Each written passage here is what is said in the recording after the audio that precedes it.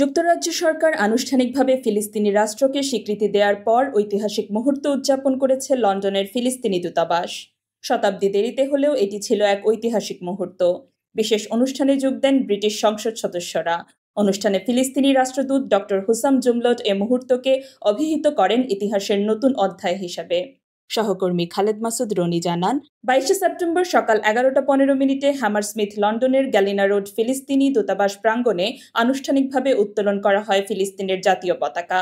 এ সময় হাসি মুখে সেলফিতে ধরা দেন ফিলিস্তিনের যুক্তরাজ্যে নিযুক্ত রাষ্ট্রদূত হুসাম জুমলট এবং উপস্থিত ব্রিটিশ সংসদ সদস্যরা। অনেকে ফুল দিয়ে স্বাগত জানান রাষ্ট্রদূতকে। সরকারের মন্ত্রী এমপি ছাড়াও 60 জন রাষ্ট্রদূত ছিলেন।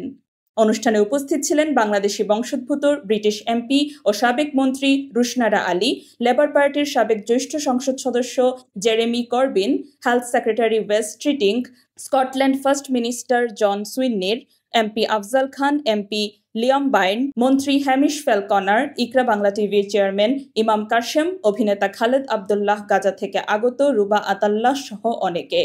ব্রিটিশ এমপিরা ফিলিস্তিনের প্রতি সংহতি প্রকাশ করেন এবং শান্তিপূর্ণ সমাধানের জন্য আলোচনার উপর গুরুত্ব আরোপ করেন। তবে ব্রিটিশ মন্ত্রীর বক্তৃতা চলাকালে কিছু প্রতিবাদকারী স্লোগান দেন। চারপাশ ধাতব ব্যারিকেড দিয়ে ঘেরা ছিল, সাধারণ মানুষের ভিড় ছিল কয়েকশো, অনেকের হাতে ছিল প্যালেস্টাইনের পতাকা। টেলিভিশন ক্যামেরা এবং সংবাদকর্মীর উপস্থিতিতে পুরো এলাকা ছিল উৎসবমুখর। যুক্তরাজ্যের এই স্বীকৃতি ফিলিস্তিনিদের সংগ্রামে নতুন প্রেরণা যোগাবে বলে আশা করছেন উপস্থিত অতিথিরা। ব্রিটিশ গভর্নমেন্টে, লেবার গভর্নমেন্টে প্যালেস্টিনিয়ান স্টেট রেকগনাইজ করা হয়েছে। এটার উপরে আমরা প্যালেস্টিনিয়ান অ্যাম্বাসেডারের একটা সেরেমনি, যেটা এটা সবাই অনেক এমপি ডিফারেন্ট পার্টি থাকি, আমরা পার্টি থাকি, আমরা মিনিস্টার মিলিয়ে আমরা আইছি।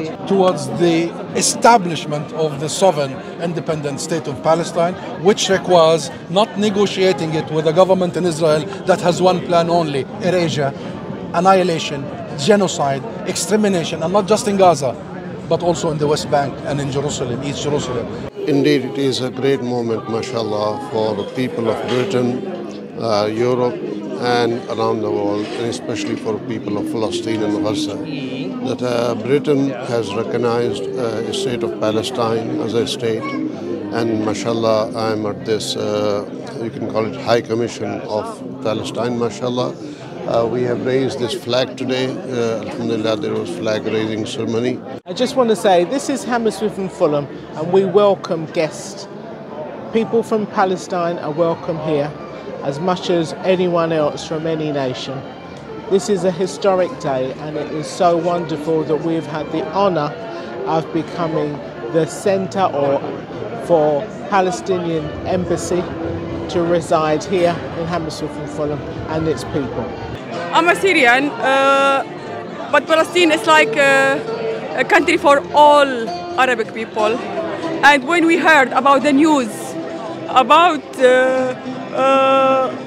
Palestine become like they have like own country, we have to come here to celebrate with our Palestinians. With some flowers and lots of happiness and pride, of course with some pain, to thank all my colleagues at the Palestinian Embassy in the UK, Dr. Hussam Zumlot, for all the amazing efforts they have done to raise our voices, to get our rights back,